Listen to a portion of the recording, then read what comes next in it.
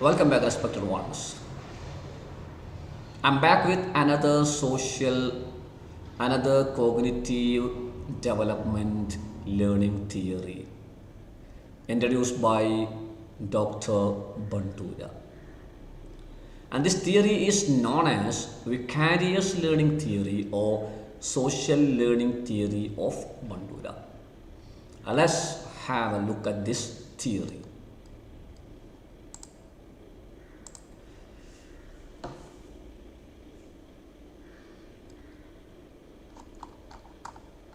Please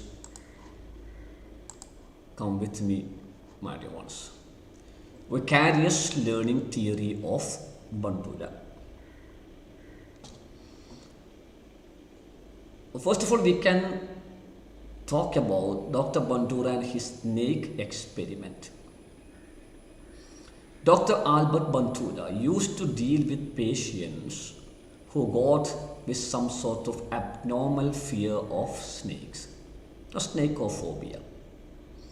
During his treatment of such patients, he came to observe that the new patients seemed to get some relief from their fear of snakes on seeing the older patients playing with snakes. Or he used to offer some treatment to some patients who had got some snakeophobia, and he observed the older patients and new patients, and he happened to see that the older patients were not that much afraid of snakes, and at the same time the new patients also showed some relief.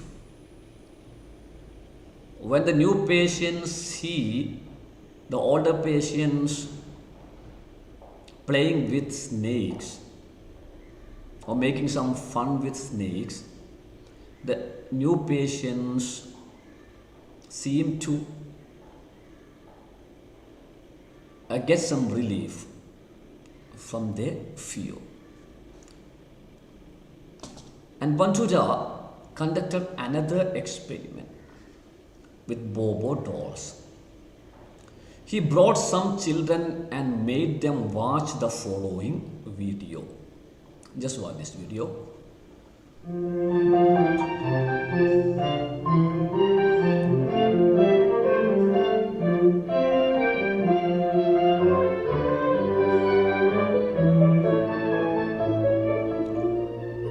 The segment you're about to see is taken from an early experiment on learning of aggressive styles of behavior through modeling. Children watched a filmed adult perform novel aggressive acts toward a inflated doll, and the physical aggression was accompanied by novel hostile remarks.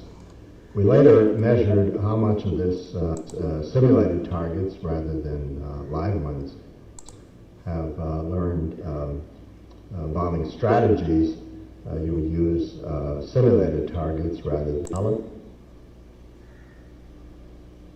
Flung it in the air.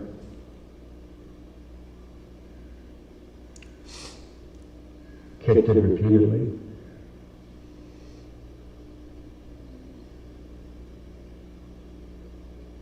Threw it down and beat it.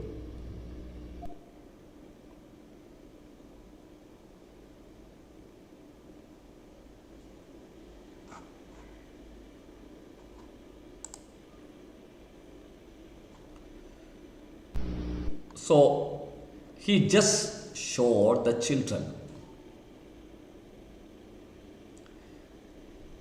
a video in which a lady was attacking the Bobo dolls. As a result, and he saw that, and finally he saw that the children, and after showing this video, he just brought the children into another room and he gave them bobo dolls. Then the children too started kicking the bobo dolls. The room contained varied play materials, and children could choose to play aggressively or non-aggressively. The children also started attacking the bobo dolls. Actually, children always would give some kisses and would play with some bobo dolls, but here the children are attacking the bobo dolls. The children. Now, the object of interest was the novel aggressive aggression. And here's a creative embellishment.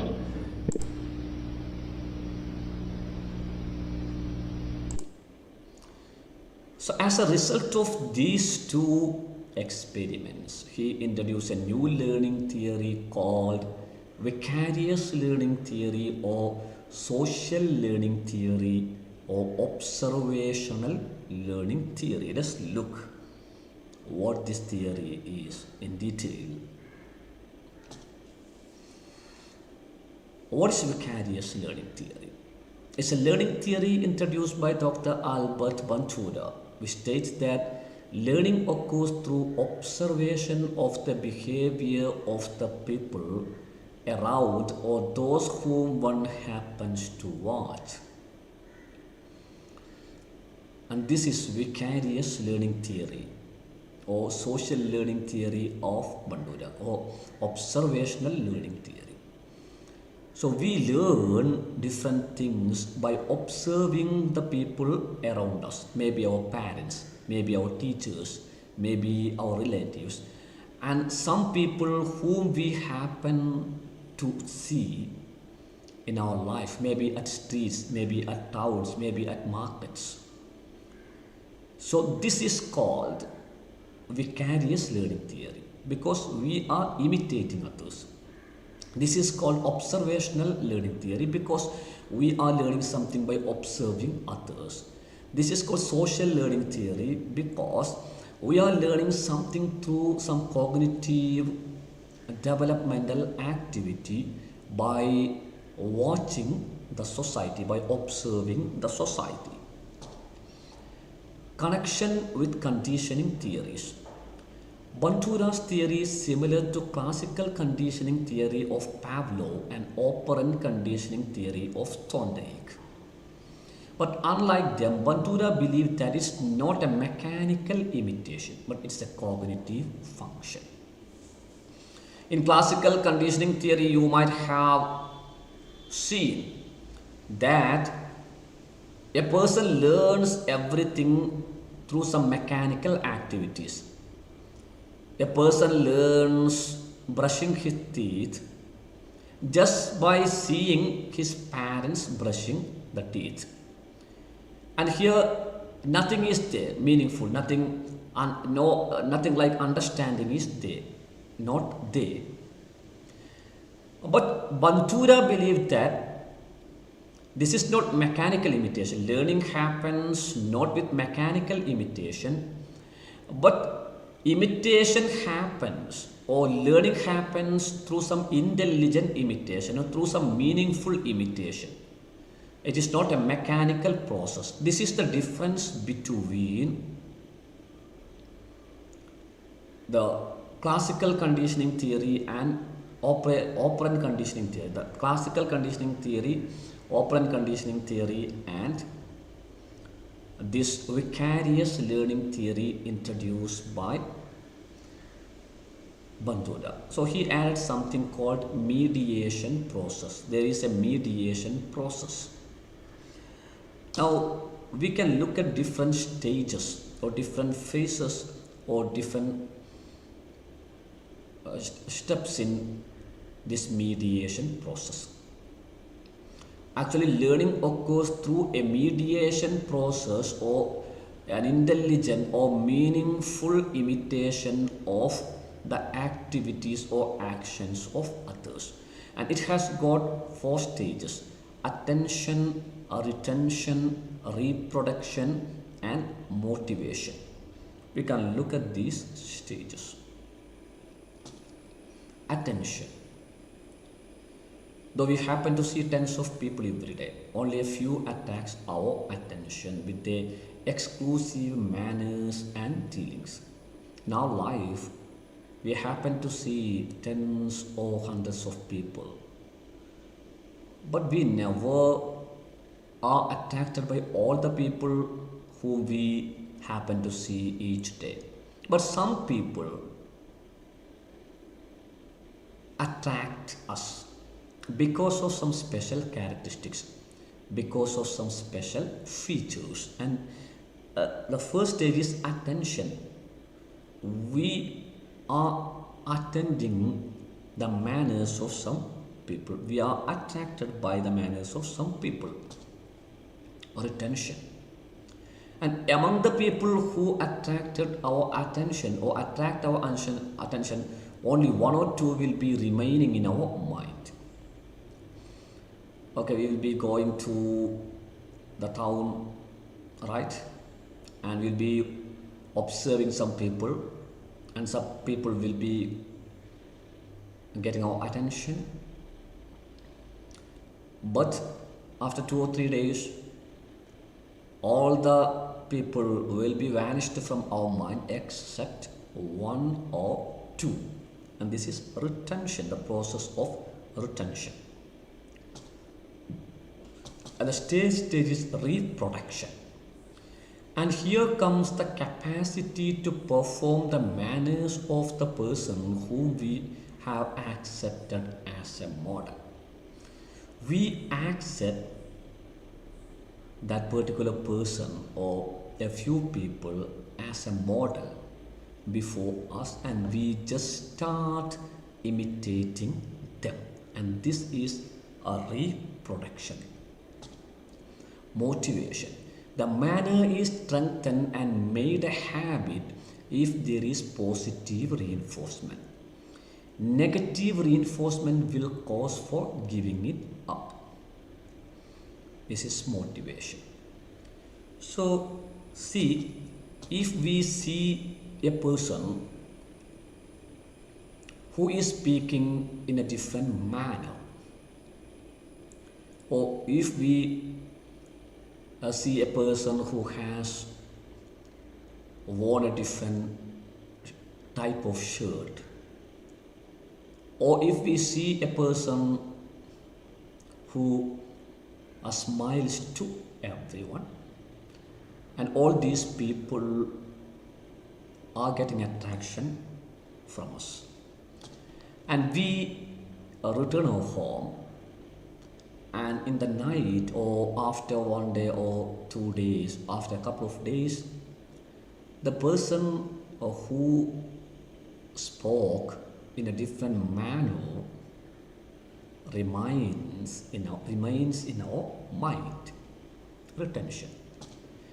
And then we just start speaking just as that particular person was speaking when we saw them before a couple of days. And if your parents tell you that now you are speaking very well, now you are communicating in an effective manner, now you have got some standard style of speaking, then it acts as a motivation and you go on using that particular style of communication throughout your life. If your parents tells, what is this? Why are you speaking just like this? What the hell you are talking? From where you have got this style of speaking? Then you will just give up that style of speaking. And see, there is something called modeling in this process. In short, Bandura states that learning occurs through modeling. What is this modeling? People learn by trying to imitate the manners of some other people whom they accept as models. You see lots of people each day, and only a few people are getting your attention, and after 2 days or a few days, only one or two people will be remaining in your mind, and you accept these people as model for learning something new by imitating them. And this process of accepting some people a model for your behavioral changes is known as modeling. So you're learning some things through the process of modeling with 4 phases of mediation. And this is the theory put forth by Bandura. Then what should parents do? Keep good manners. Parents always should keep good manners because during the early days, children would be accepting parents as models. So if the parents are not keeping good manners, children also will be keeping some bad manners. Be cautious when conversing. Whenever you are making some conversation, you should be cautious. When there is a conversation between the mother and the father, both of them should be careful enough not to make use of any sort of bad words. Then telling stories of great people. If you tell some stories of great people, at times your children may accept them models instead of accepting some film stars as their models. This is something important. You should not allow them read some bad stories. And if they are reading some bad stories, or if they are reading some stories which have got some larger than life characters like Shaktiman, Superman, then they will be attracted. They will be attracted by such characteristics, and they will be trained to imitate their behavior because they will be accepting these characters as models. So you have to tell stories of great people such as Mahatma Gandhi and so and so. And screening good people only. Never show them some videos in which there is violence. You have seen Bandura presented a video in which a lady was attacking the Bobo dolls before some children. Then they also started attacking the Bobo dolls. So never show them videos in which there is violence, there is immoral activities. There are immoral activities. And what should parents do? Again, never quarrel before them. Parents should never quarrel before the children because they would start imitating them. No violence on screen. Okay, I told you. Never show any, shouldn't do. And what shouldn't parents do? And what shouldn't parents do? Never quarrel before them. No violence on screen. No vulgar movies. No alcohol. No smoking. All these should not be before them because they also will be doing all these things by accepting the parents as the models. What should teachers do? Teachers should be democratic inside the classroom. If you want to cultivate democratic values in your students, you should be democratic inside the classroom. You should be giving due respect to the dignity of your students. You should be giving due respect to the views and opinion of your students. You should not show any sort of partiality inside the classroom. Then only you can cultivate democratic values, because students would be accepting you as a role model. So be a role model to them. Be a role model to them to cultivate democratic values, moral values, social values, and human values. Make use of storytelling.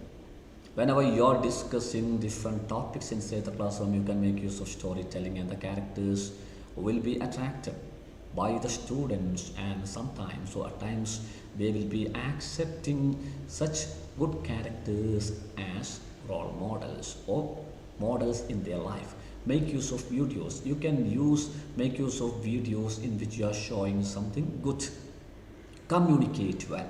A teacher should communicate well inside the classroom by you making use of some better language. Then only you can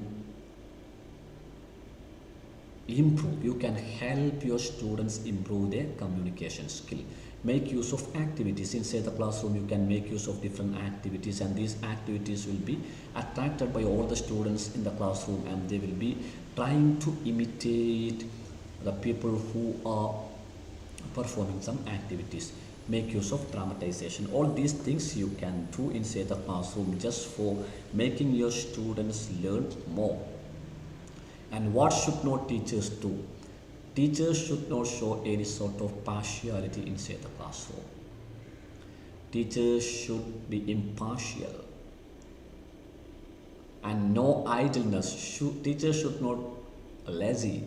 Teachers should not be lazy. If you're lazy, then your students also will become lazy. If you're idle, your students also will become idle. You should be energetic. When you're energetic, your students also will become energetic. No tension under pressure. Teachers should not show any sort of tension when he is becoming under pressure, and this will be transferred into your students, and they will lose all their confidence when they have to face some problems in their life. No bad habits. Teachers should not smoke. Teachers should not consume alcohol. Teachers should not use any sort of abusive language, because all these bad habits may be followed by the students. No easygoing attitude. Teachers should be committed.